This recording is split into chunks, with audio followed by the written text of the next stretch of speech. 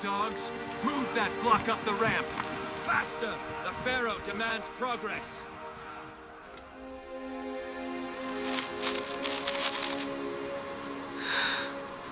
Could you survive for at least 7 days in the world that built the pyramids? We think of ancient Egypt as it is portrayed in movies and textbooks, seeing the grandeur of the pharaohs and the gold of the tombs. But the reality for the common person was far from this glamorous picture. It was a world of grueling labor, scorching sun, and strict rules, where your life was worth very little. Watch the video to the end, and you will find out what everyday detail, which you don't even think about, would become your main test of survival. What if I told you that everything you believed about ancient Egypt was not true? Your journey through time begins not with a trip to the Sphinx, but with a shocking realization. You appear on the banks of the Nile unaccompanied, without knowledge of the language, and without any social status. To the local authorities, you are nothing, a powerless stranger, possibly a runaway slave, or a spy from Nubia. The first person to notice you will be the village elder or overseer armed with a stick. You will immediately be assigned the hardest work simply to test your endurance. You will not be able to explain who you are or where you come from, as the ancient Egyptian language has nothing in common with modern languages. Your silence and strange appearance will be interpreted as stubbornness or dementia. You will be stripped of all your personal belongings, which will be deemed useless or witchcraft. You become part of a huge faceless mass of workers called kamu. This is a general term for servants, laborers, or dependent people.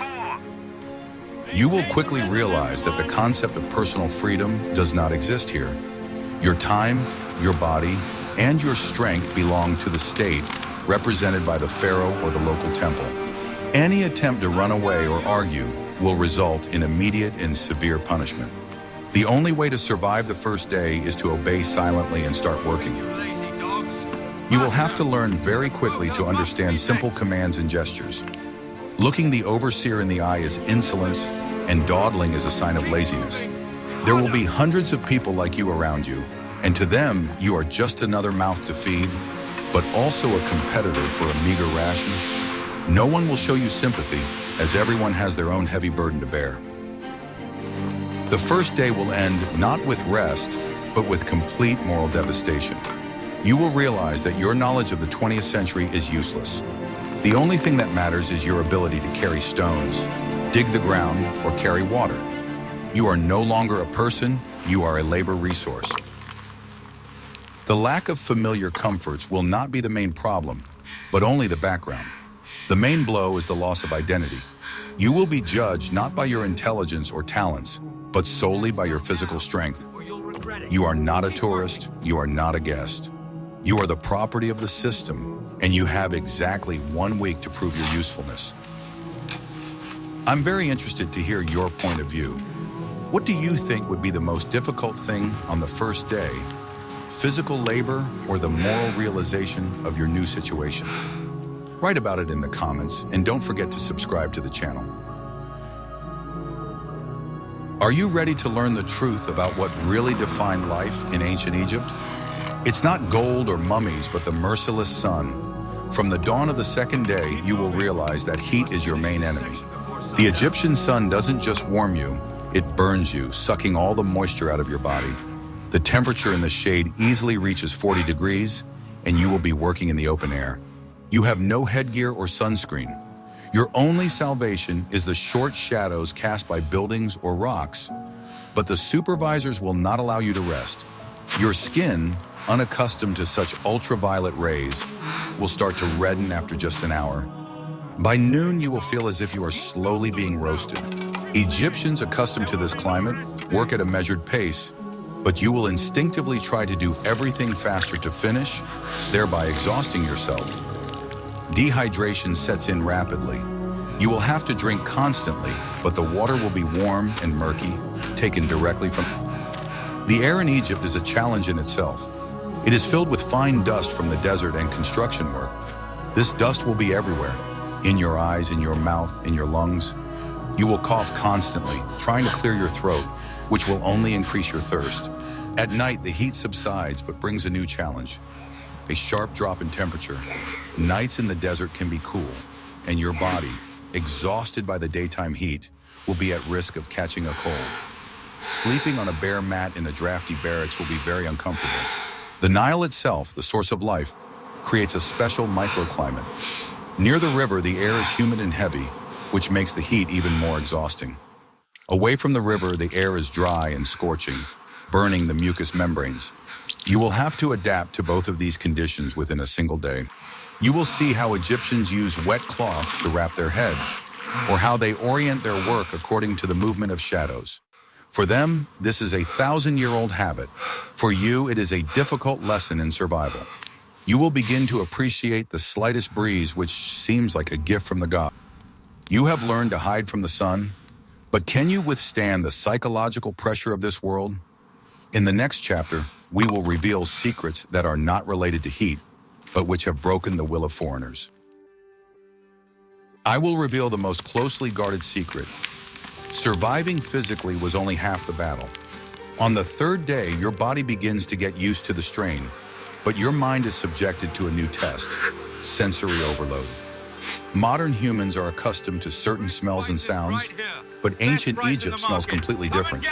It is a thick and heavy smell of river silt, the sweat of thousands of people, food cooking over an open fire, and the absence of modern sewage.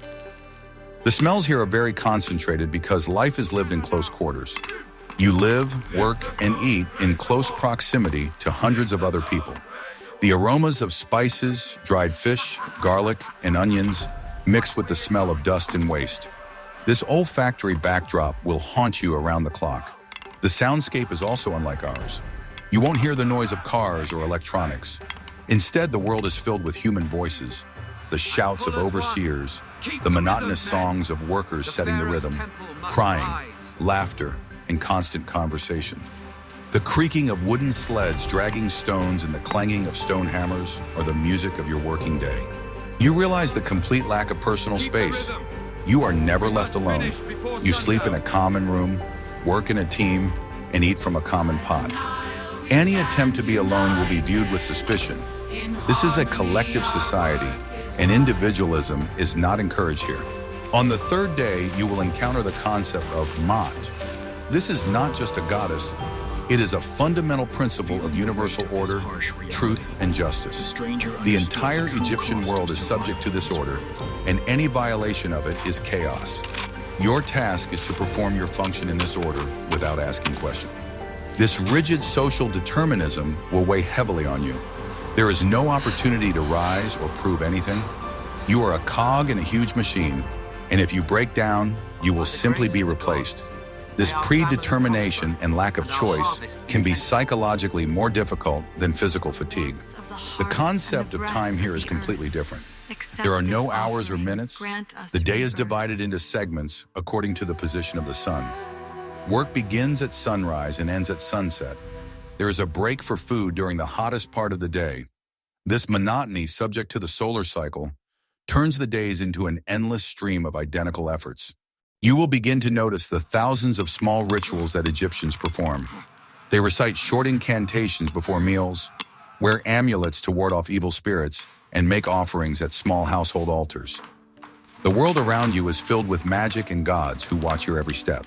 By the end of the third day, you will realize that survival here requires not only a strong body, but also incredible psychological flexibility. You need to break your personality and accept new rules. Otherwise, you will be rejected by this system as a foreign element. If you think that such psychological pressure is underestimated, like this video, We are strong because we are together. We will endure this. what if everything you've been taught about Egyptian houses is outdated? On the fourth day, having gotten used to the work a little, you begin to pay attention to your dwelling. Forget about stone palaces. Your home for this week is a simple mud hut built from bricks made of Nile silt and straw.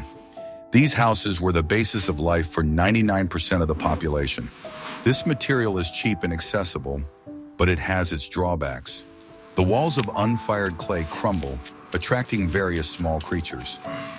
Inside such a house, there is a constant smell of damp earth. You will understand why the Egyptians spent so much time outside or on the roofs. The layout of your dwelling is extremely simple. It is most likely 1 or 2 small rooms where you sleep together with other workers. The windows are just small openings under the ceiling, designed not for the view, but for minimal air circulation.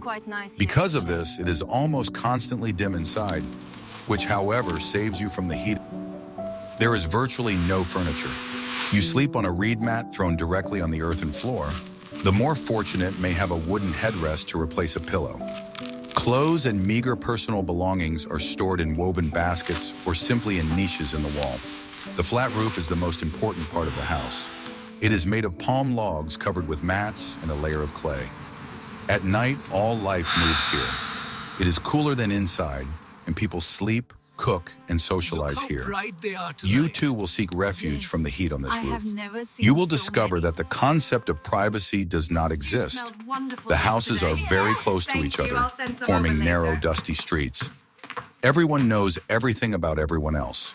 Your temporary home is part of a large dormitory where life is governed by a common rhythm.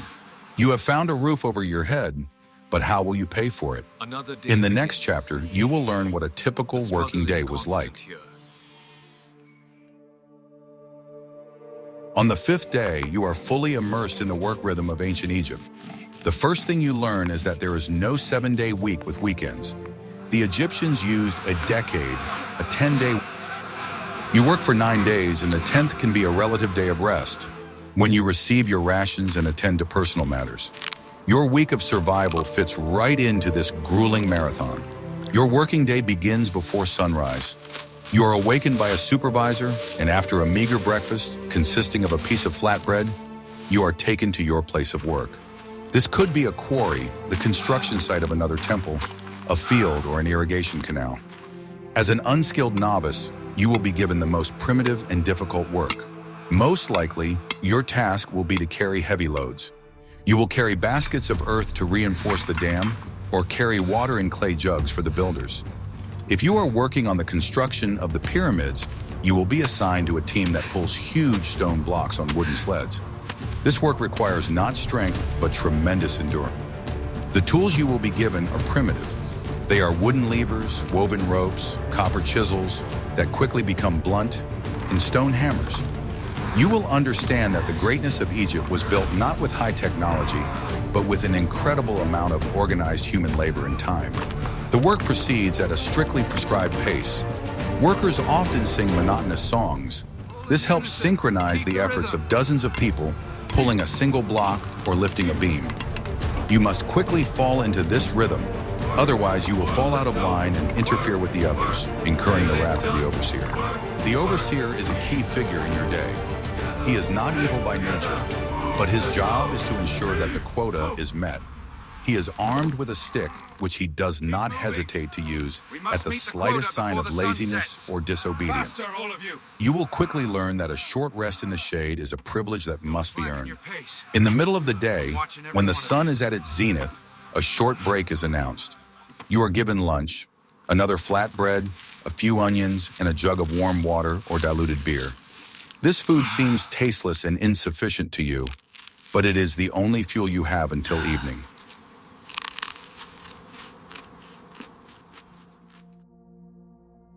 Guess how long it took to establish the basis of the Egyptian diet? Thousands of years of cultivating barley and wheat led to the diet you will eat on the 6th day. Survival depends directly on calories, and the Egyptian diet was created to maintain physical strength, not for pleasure. 2 foods will form the basis of your diet: bread and beer. The bread you will receive is called tea. It is very different from modern bread. It is baked from coarsely ground flour, most often from emmer wheat. Due to primitive grinding methods, a lot of sand and small stone chips from the millstones get into the flour. Your bread will literally crunch between your teeth, which over time will cause serious wear on your enamel. These flatbreads are dense, coarse, and often slightly burnt, as they are baked in simple clay ovens or even on hot stones. You will receive your ration in the morning and will have to stretch it out for the whole day. This bread is your main source of carbohydrate. The second product is beer, or henket. This is not the drink you are used to. Egyptian beer is thick, opaque, and more like liquid porridge. It was made from barley flatbreads that were soaked in water and fermented. It is not very strong, but very nutritious. Beer was not so much alcohol as liquid bread. Everyone drank it, including workers, who received it as part of their daily ration. It was safer than water, as the fermentation process killed some bacteria and provided necessary calories. You could get up to 2 liters of this drink per day. Vegetables will complement bread and beer. The main one is onions. The Egyptians highly valued onions and garlic for their nutritional and antiseptic properties. You will eat them raw, dipped in salt, or as part of a simple soup. Your diet would also include legumes such as lentils and chickpeas. They were boiled in a simple soup or made into a puree. This was the main source of protein for the common people. You can forget about meat. It was only available on major holidays or for the elite. Sometimes your diet could be varied with fish caught in the Nile, but it had to be carefully prepared to avoid problems. Most likely, you would get it salted or dried. Fruits such as dates or figs were a delicacy and were unlikely to be included in your work ration. You have food, but what will you drink? In the next chapter, we will discuss the most important resource, water.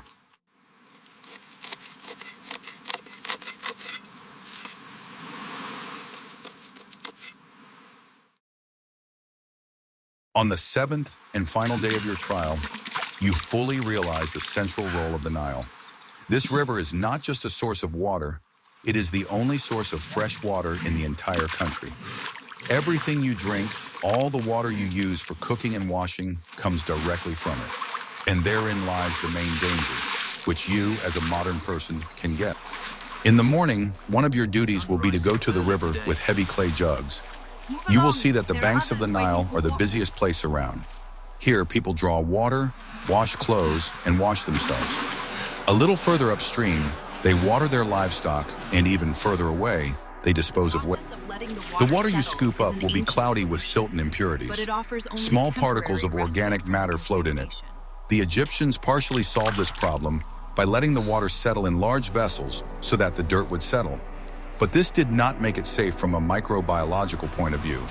You will be faced with a choice: drink this water and risk serious digestive upset, or suffer from thirst. For you, with your unfamiliar microflora, the risk is very high. The Egyptians who drank this water from birth had a certain immunity, but even they suffered from numerous ailments. You will understand why beer was so popular. It was not only nutritious, but also a safer choice than raw water. But beer was rationed, and thirst was a constant torment. You will either have to boil the water, for which you will have neither the time nor the firewood, or drink it as it is. In addition to drinking water, the Nile was also the main transport artery. You will see countless boats carrying grain, stone, and people. The river was a road, and the entire logistics of the empire depended on it. Your work on the construction site directly depended on whether the barges with granite from Aswan would arrive on time. The irrigation canals branching off from the river were the second most important system. The water from them was used for the fields. But this stagnant or slow-flowing water was even less suitable for drinking. It was full of silt and waste. The land needs it, dirty or not. A wide shot shows the network of irrigation canals branching off from the Nile. After spending a week in ancient Egypt, you will notice a paradox in hygiene. On the one hand, living conditions were extremely unsanitary. On the other hand, the Egyptians themselves were literally obsessed with cleanliness as far as possible. For them, bodily cleanliness was not only a matter of comfort, but also a religious requirement. Your clothing, if you have been given any, is a simple loincloth or shenti. It is made of linen. The Egyptians did not know cotton, and they considered wool ritually unclean. Linen was the ideal material for a hot climate. It is light, breathable, and dries quickly. Workers often labored without any clothing. Soap as we know it did not exist. The Egyptians used natron, a natural soda mined in the desert, for washing. This alkali was mixed with oil to form a kind of cleaning paste. As a worker, you are unlikely to get oil, but you may get a piece of natron. It cleans dirt quite well, but it dries the skin out a lot. Most people wash directly in the Nile or in irrigation canals. You would do the same, washing away sweat and dust in the same water that you would later drink. It was a vicious circle, but there was no other choice. The Egyptians paid special attention to their hair. You will see that most workers, both men and women, shaved their heads. This was done not for fashion reasons, but for hygiene. In a hot climate and crowded conditions, it was the only reliable way to avoid problems with parasites. The elite wore wigs, but you will do without them. The absence of body hair was considered a sign of civilization.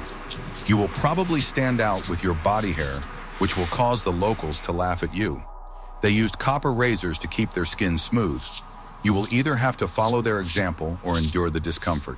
Despite the harsh conditions, you will notice that the Egyptians try to take care of themselves. They anointed their skin with oils, if possible, to protect it from the sun and dry air. You will also see the famous black eyeliner. This eyeliner was not just a cosmetic, it was made from antimony or galena and had a practical use. The black paint around the eyes absorbed the bright rays of the sun, reducing glare and protecting vision.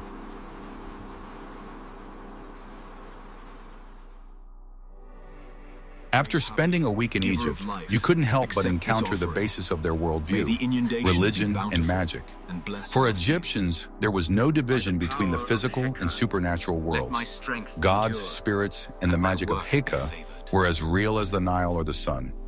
You will understand that any misfortune, whether it be illness or a falling rock, has not only a physical cause, but also a magical one. Each of your barracks mates will wear amulets. These could be images of the eye of Horus, Ujat, to protect health, or Ankh for vitality. These amulets were the first line of defense against invisible dangers. As a stranger without protection, you will be either pitied or feared, considered a source of bad influence. The Egyptians were fatalists. They believed that their fate was predetermined by the gods, but that it could be influenced through rituals and offerings. Every day you will see people leaving a pinch of flour or a drop of beer at small statues of gods, asking for protection at work. If you fall ill or are injured, your fate will depend on local medicine. Egyptian medicine was an amazing combination of rational observations and magical practices. You will be examined by a Sunu, a doctor. He may be quite pragmatic if you have a simple wound or dislocation. The Egyptians knew how to set bones, apply splints, and stitch wounds with linen thread. Wounds were washed with water and treated with honey, which is an excellent antiseptic. You would have a good chance of recovering from a work-related injury if it was not too serious. However, if the cause of your illness was unclear, such as a fever or stomach upset, magic came into play. It was believed that you were possessed by an evil spirit or that a curse had been placed on you. In this case, the doctor would recite spells and give you potions of dubious composition. These potions could include herbs, minerals, and other ingredients. Some of them might have had a real pharmacological effect, while others were pure placebos. Your survival depended on how strong your body was. Your week in ancient Egypt has come to an end. You stand on the banks of the Nile exhausted, covered in dust and calluses, but alive. 7 days ago, you were a modern person. Now you are a survivor. You have learned to sleep on the bare ground, eat bread that crunches between your teeth, and work from dawn to dusk under the scorching sun. What was the key to survival? It wasn't your knowledge of the future or your individuality. The key was your complete and unconditional submission to the system. You survived because you became an obedient cog in a huge state machine. You carried stones, kept quiet, and did what you understood that the life of an ordinary Egyptian was incredibly hard, but not meaningless. They did not consider themselves slaves. They were builders of civilization, servants of their god Pharaoh, and guardians of Maat, the universal order. Their collective labor created the greatness that we see today. You experienced firsthand what heat, monotonous labor, and lack of choice feel like. You understood the value of clean water, varied food, and personal space. Your main enemy is not the overseer, but dehydration, exhaustion, and psychological pressure. You have probably lost weight this week. Your skin is sunburned, and your hands are covered in sores. But you have also gained incredible resilience. You have learned that the human body can adapt to almost impossible conditions if it has basic food and water. Your survival would have been impossible alone. You were part of a team. These people may not have shown you sympathy, but you worked in unison, ate from the same pot, and slept side by side. Collective survival is the main lesson of this week. Returning to your own time, you would look at the pyramids not as a tourist attraction, but as a monument built by the sweat and efforts of millions of people who lived through weeks as difficult as yours. Our week in ancient Egypt has come to an end. It was a world that showed no mercy to the weak, where every day was a struggle. Survival depended not on heroism, but on the ability to accept harsh rules and become part of a huge mechanism.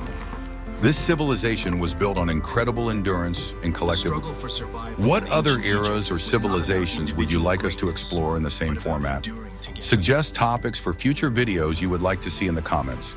And don't forget to subscribe to our channel so you don't miss out on new journeys through time.